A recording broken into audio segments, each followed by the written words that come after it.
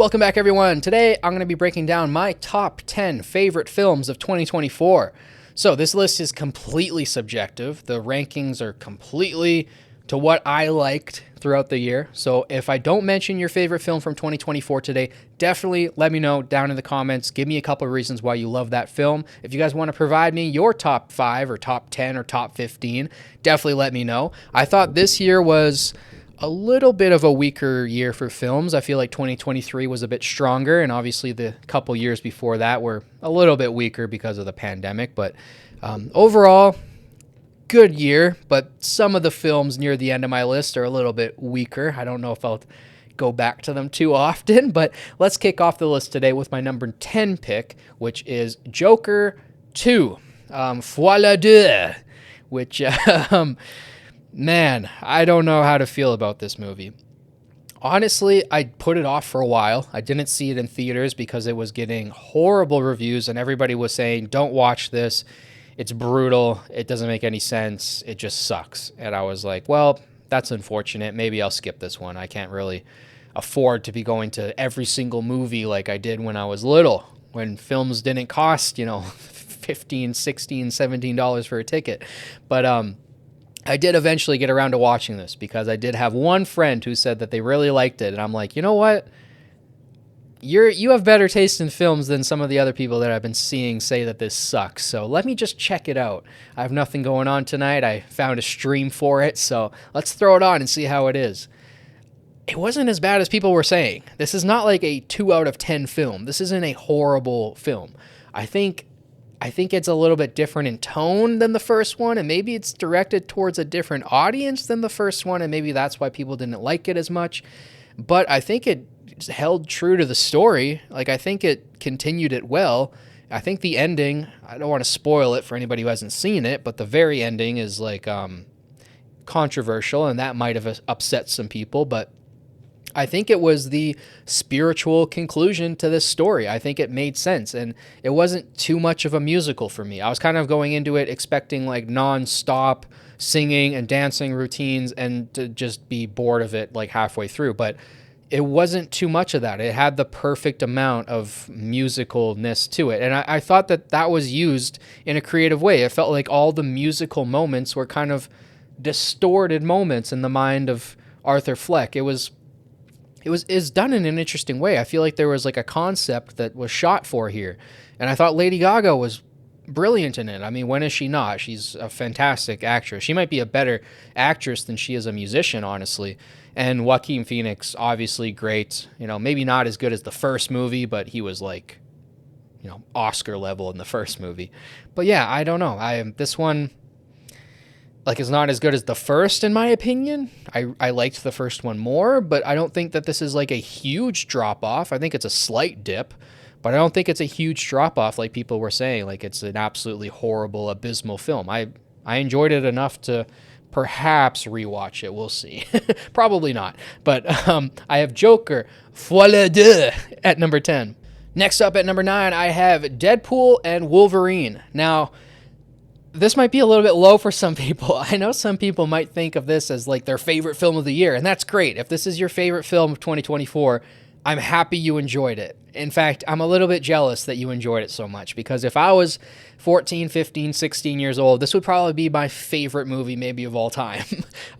This movie was like made for me. Like, Wolverine's one of my favorite, if not my favorite Marvel superhero of all time. I really, really love Deadpool too. I find him so funny. I loved reading his comic books growing up. And I'm somebody who grew up with both of these characters. Like, the X-Men movies were some of my favorites. I actually think that The Last Stand is a better movie than people say it is. And I was excited for this movie. I was a little bit bummed out that they were bringing Hugh Jackman back, and that's really the reason why it's so low on my list. Is Logan is kind of the perfect film for me. It's like one of the most beautiful, well-done superhero films that I've ever seen in my life. I thought it was a perfect capstone on the career of Hugh Jackman as Logan, and I was happy with it. I liked the way it ended. And for them to bring him back, I know it was done well. It was done with taste, and most people found this film funny and entertaining, but this film doesn't amount to anything. Like, Logan amounted to something. Like the first few X-Men films were really good. Like X-Men 1 and X2 were really good films. X3, they dropped the ball a bit, and then they had some ups and downs with Fox. You know, like First Class was pretty okay, but then Apocalypse was pretty dog water, and, you know, it was a little bit up and down. And then you had this amazing film to cap it all off with Logan.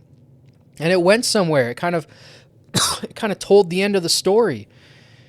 And then they bring him back for a story that really doesn't matter in the course of the Marvel Universe. I don't know, like, I liked the Loki series, but now that there's all these, like, I don't even, what are they called again? Like the Time Police or whatever the group is called with the sticks that evaporate people.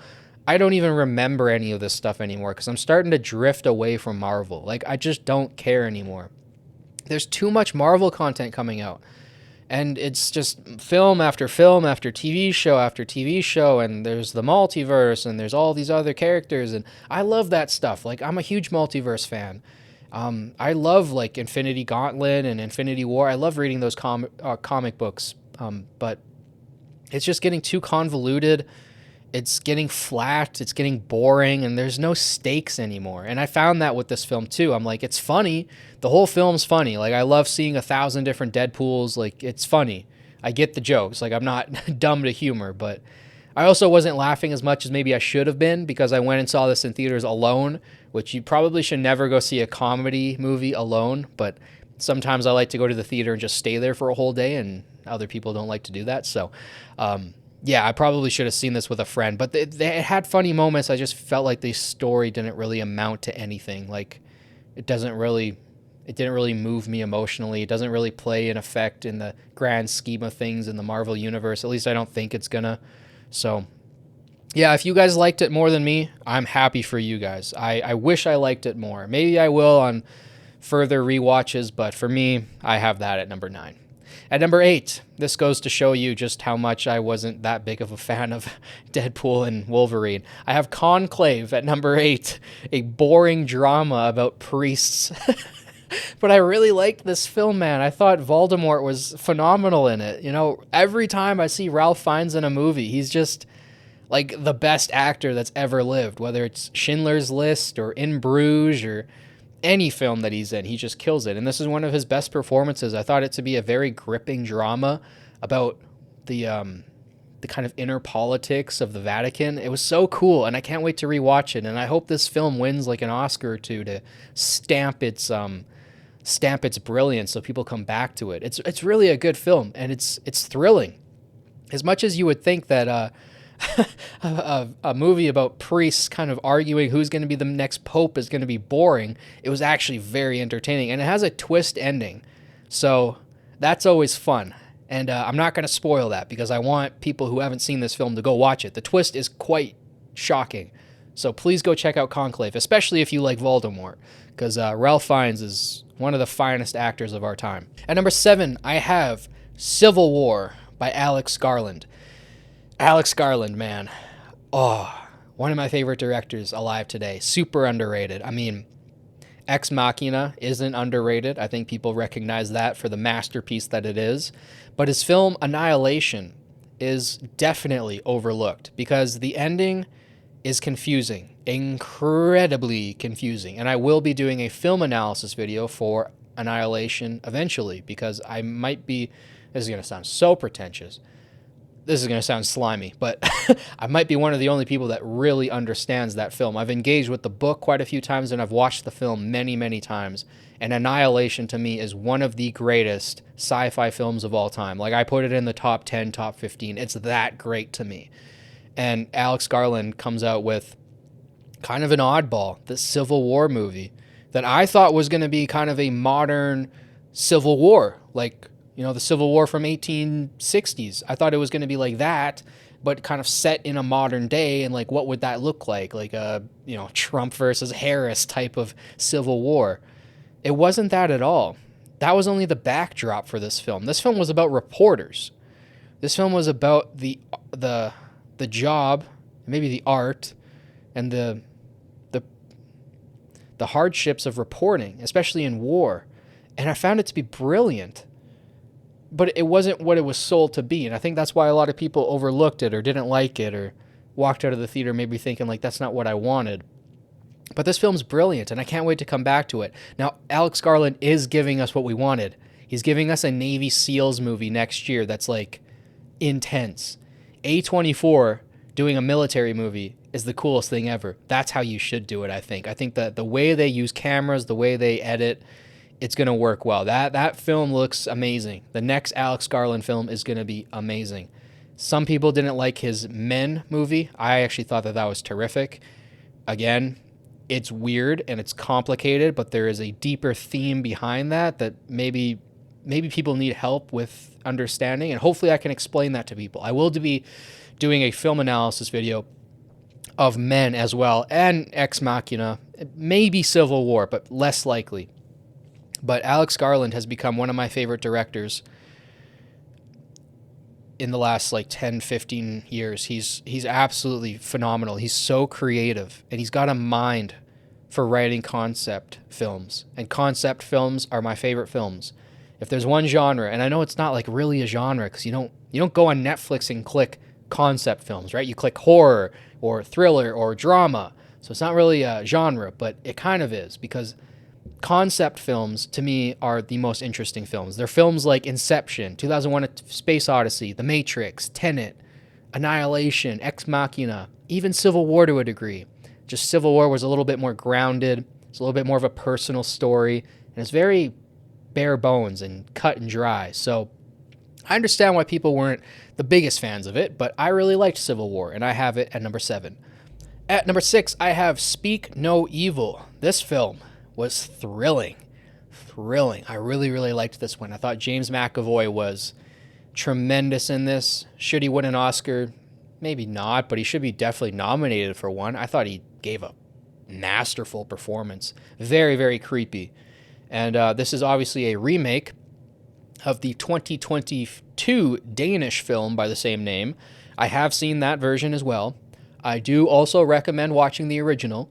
However, in this case, I do think the remake is possibly an upgrade. It's at least as good as the original. So if you don't want to watch a film with subtitles, you don't feel like watching a Danish film, just watch this one. It's good enough. It recreates the film basically frame for frame, and it's great, man. I don't want to spoil it for anybody who hasn't seen it, but basically two families are not exactly trapped together, but they're trapped together, and one is evil and odd and not right, and that slowly comes to light over the course of their conversations and interactions together. And then the protagonist family, the one that you're watching, has to survive the other family. And it's almost like Us from Jordan Peele, similar to that, not as conceptual and not as interesting, but the acting is just as good, if not better, and the suspense is just as good, if not better. There are some moments in this film that really get your heart pounding and your blood racing, and it's thrillers and horror films like that are good, right? That's how you judge a horror film, whether or not it's good. You don't judge whether or not you actually liked it per se. That plays a factor, but really how you judge a horror film is how effective it was. And this was a very effective horror film. So that's why I have it at number 6. At number 5, we have another horror film. There are quite a few horror films on this list. In fact, almost half of them are horror films. Just goes to show you which genre kind of dominated 2024 for me. But it's, of course, Alien Romulus. The last couple Alien films kind of disappointed me. Covenant and Prometheus. I liked elements of Prometheus. I liked the concepts proposed in Prometheus, but the film itself was rather bland. And what was the one before Covenant? I can't remember, but there have been a couple films recently that haven't been as great. In fact, the Alien franchise, to me, has been falling off of a cliff since the first one. I think the first Alien film is by far the best Alien film. It's one of the top 5 horror films of all time. It's right up there, perfect masterpiece. Aliens, huge drop off for me. Some people see it as a slight drop off. Some people really, really like Aliens. I don't. I think it completely goes against what Ridley Scott was trying to do. I think James Cameron does not understand what Ridley Scott tried to do and did successfully, and he just puts more aliens in, more guns, more explosions, more action, and it's okay, more is not always better. Sometimes less is better. I was way more terrified from the alien in the first Alien movie than all of the aliens in the second movie. And yes, the ending of the second movie is pretty badass with the mech suit and all that. I get it. I get the appeal of aliens. But to me, it's a big drop-off. I also personally don't really like James Cameron, so that might play a factor. I might be a little bit biased. But then you see Alien 3, which I think's good. You know, Fincher did a good job with that one. It's a good movie, but it's not Alien. It's not the first film. It's definitely a step down. And then they've just been going down and down and down. Alien Romulus finally learns the lesson. Alien Romulus goes, oh, I know what we're supposed to be doing. We're supposed to be doing what the first film did, what actually worked, which is one alien. And you have that alien be, well, there's multiple aliens throughout this film, but there's like one, I don't want to spoil the film either because the ending is like, holy, the ending is insane. But there's like one monster that's trying to get you and you're running from it, and there's elements of horror that are, it's a horror film at its core, whereas some of the other Alien movies aren't horror at its core. Alien 3 kind of got back to that a little bit, but some of the other Alien films, were more conceptual, or they're more action-y, or they're more adventure-y. Alien's supposed to be a horror movie. That's how it works. That's how it was designed to work originally. So they went back to that in Alien Romulus, and they made it a horror film. They made you feel claustrophobic.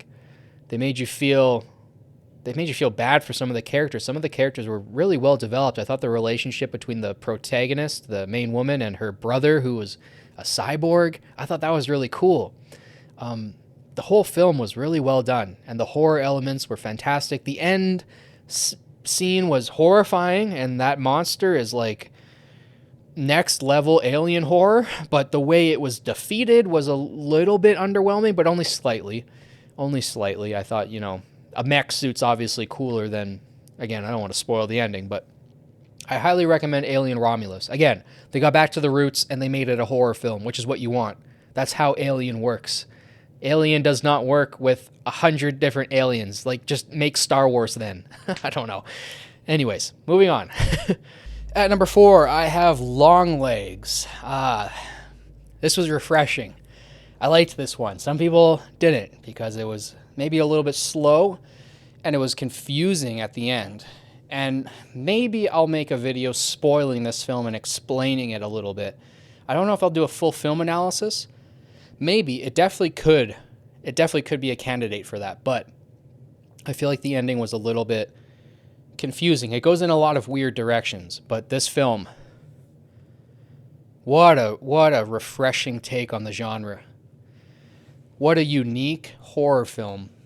Nick Cage is fantastic in it, and I love the choice to not show him too much, to keep him out of frame, to keep just his lower half of his face in frame for some shots.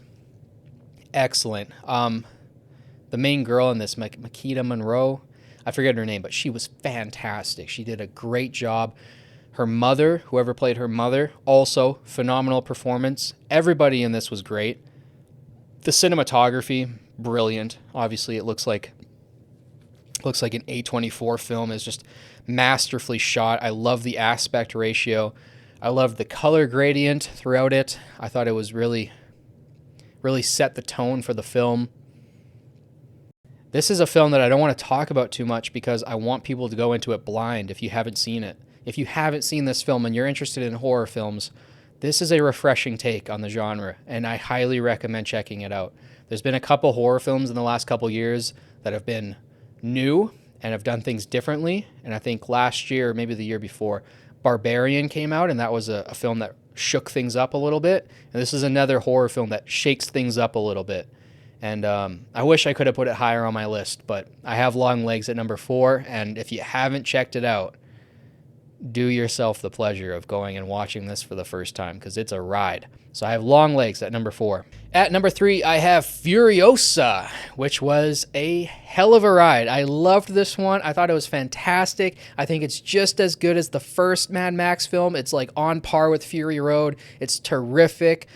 Anya Taylor-Joy, I got the biggest crush on her, man. She's She is the most talented actress under the age of 30, and you guys can fight me on that. I will fight anybody on that topic. She is so damn talented. You look at her resume already, and she's only like 26, 27.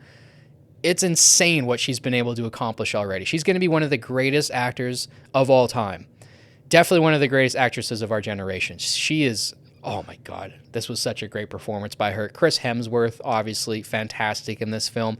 Everything about it is just so lively and exciting and gets your blood flowing. If there's a film that I'm going to talk about today that gets your heart pounding and gets the adrenaline rushing, it's Furiosa. This is the most exciting film that I've seen all year, for certain.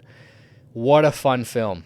If you haven't seen it, please check it out. If you obviously watch Fury Road first, but definitely worth a watch. If you've put this off for some reason because you don't like sequels, this is a perfect sequel. It's a necessary sequel. It kind of ties up the story a little bit. It is a prequel, I should probably say. It comes before Fury Road, but terrific film. I highly recommend checking out Furiosa. I have that at number 3.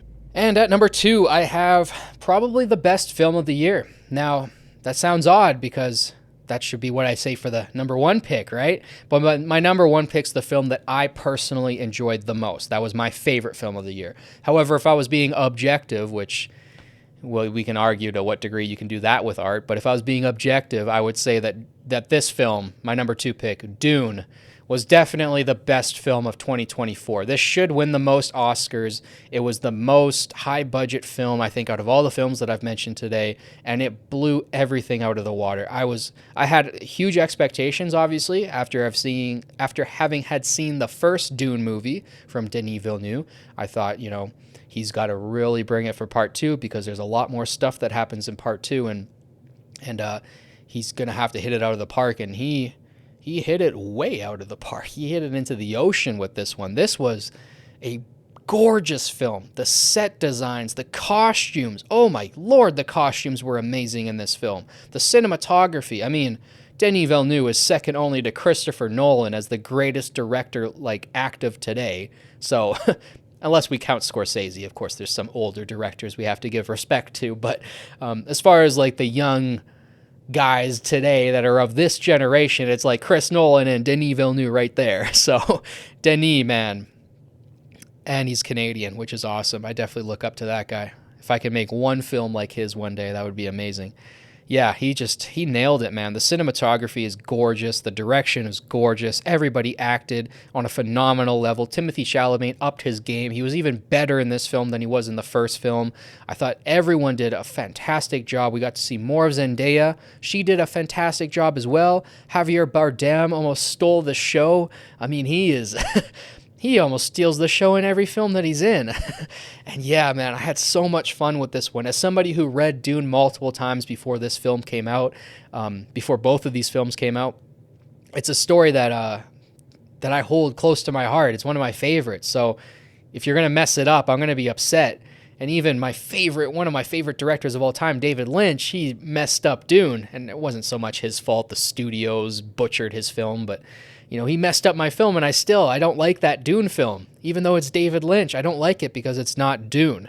But these films are Dune. This feels like the world that I grew up with. This was the world that I imagined in my head. Now, in my head, it was a little bit more colorful than Denis Villeneuve's version, but maybe it was somewhere between Lynch and Villeneuve, but I thought Denis done such a great job with these films. I can't wait for him to do the third one. I know that's probably going to be Children of Dune, so that'll be probably a couple years down the line. Maybe they'll let these actors age a little bit, but yeah, Dune is so good, man. I can't wait to rewatch it. It's the most beautiful film of the year by far. Like I said, if I was being objective, which you can't, there's objectivity and subjectivity in art. There is an objective depth that's there, but there's always subjectivity at the end of the day. I don't think you could separate the two. They're kind of intertwined.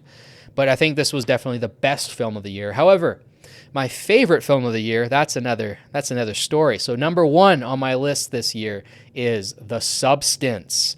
Yes, The Substance with Demi Moore. It was the most unique film of the year. That's why it's number one for me. I did not see a film this year that was more unique, that was more creative, that was more out there, that was more original than The Substance. And I was not expecting that much of a body horror film. So if you're if you get queasy easily, I would maybe save this one. Maybe don't watch this one, especially not the last 10-15 minutes, because that was insane. I don't want to spoil that for anybody, but the last 10 minutes of this film are some of the most insane minutes of cinema I've ever sat through in my life. Like, what the heck just happened? I thought this was going to be more of a psychological thriller, and it was that too. But it was a body horror through and through, and it might be the best body horror film of all time. I put it right up there with The Thing, The Fly, and like the top body horror films ever. It's superb. It's superb on every level. The one actress, I'm blanking on her name right now, but I'll put it up on screen right now. She was terrific. She was just as good as Demi Moore, but I think Demi Moore stole the show. Her acting throughout this was just outstanding. Like, she should definitely win the Oscar this year. Please give the Oscar to Demi Moore. She absolutely deserves it. Dennis Quaid was also amazing in this. I've never seen Dennis Quaid that weird and eccentric and out there before in my life. It was such a cool performance by Dennis Quaid, and every single shot was interesting. Every single shot in this film had some sort of dynamic aspect to it, where it was like zooming in or, disjointed, or, every single set piece was electrifying and bright and vivid and interesting. So every single shot was so cool. I could literally take every single shot from The Substance and just freeze on it and like just stare at it, because there's so many interesting things happening in each shot. The cinematography, again, out of this world, phenomenal, like on the level of Dune probably. Like, seriously, every single shot in this film blew me away. I can't overstate that enough. And then you get to the concept, the idea of the story of this woman who takes this substance to create another version of herself, but she has to switch with the other body. Her consciousness is one, and they are one, but they're two different bodies, and that starts to really mess with things. And this is such a cool idea to explore. I mean, it's such a cool idea to think, like, could your consciousness exist in two bodies? And then would they be two separate people? How would they develop differently? How would you look at yourself differently if you had a younger body that was more attractive than your older body? And then, I'm not a woman, so I can't, speak to this as fully as maybe a woman can, but all of the anxieties and fears and emotions that she feels looking at her younger self that's way more successful than her now because of the looks. And then she looks at herself in the mirror and she can't even go on a date with a guy who likes her, a guy who's beneath her and likes her. She can't even go on a date with him because she can't see herself as beautiful anymore because she has this new version of herself. And it's so brilliant. It's so damn brilliant. I can't wait to rewatch this film. I can't wait to do a film analysis video for this film. It's going to be spectacular. I might spend like 2 or 3 hours taking this film apart because there's so much to talk about. Oh my Lord, I loved this film. The Substance, to me, is my favorite film of 2024, and I was not expecting it. When Dune came out earlier in the year, I'm like, okay, this is number one, solid, done, we can wrap up. I saw Furiosa, I'm like, didn't quite live up to Dune. Dune's got this. It's got the number one pick in the bag. And then I saw The Substance, and I changed my mind immediately. What a film. It's a special, special film. Very unique, very creative, out there, bizarre, transformative, literally. And one of the greatest body horror films I've ever seen in my life, and a spectacular performance by Demi Moore. Thank you for that performance. I'm sure that was difficult to go through because that was a real performance. Like, a lot of it was acting, but a lot of it was also real, because it's a lot. It speaks to what women go through in Hollywood, and oh man, I'm just so thankful for that performance by her. She killed it, and I think it's the best performance of her career. And I hope it holds up. Like, I hope people start looking at Demi Moore now. Like, yeah, you know what? She is one of the greatest actresses of all time, because she truly is, and she showed it in The Substance. So So that's my list of the top 10 films of the year. There were a couple films that I wanted to put on the list. The Challengers was a fantastic film. Zendaya was great in it. It's just not my type of film, so it just missed the list. Gladiator 2, it was entertaining, but completely useless. You don't need to make a film with the exact same story and themes that you already did perfectly in the first one. If you had a masterpiece and you were just going to do it again, don't do that. Don't do that. Okay? Maybe try something different, maybe switch it up, maybe just don't remake films or make pointless sequels. But Gladiator, as good as it was, completely useless. So there were a couple films like that just didn't quite make my list. But if I didn't mention your favorite film from 2024, definitely let me know down in the comments. There were tons that I missed. I'm going to have to catch up on some things in the new year because there were some kind of under the radar, more like Cannes and Sundance Film Festival type films that I didn't get to see. So definitely let me know down in the comments. What were your favorite films of 2024? You guys can leave me a list. Give me a couple of reasons why you guys love those films. Don't forget to like, subscribe, share with your friends. It helps boost this channel and the algorithm. Thank you guys so much for watching. As always, it means the world to me. I'll catch you guys in the next one. Peace.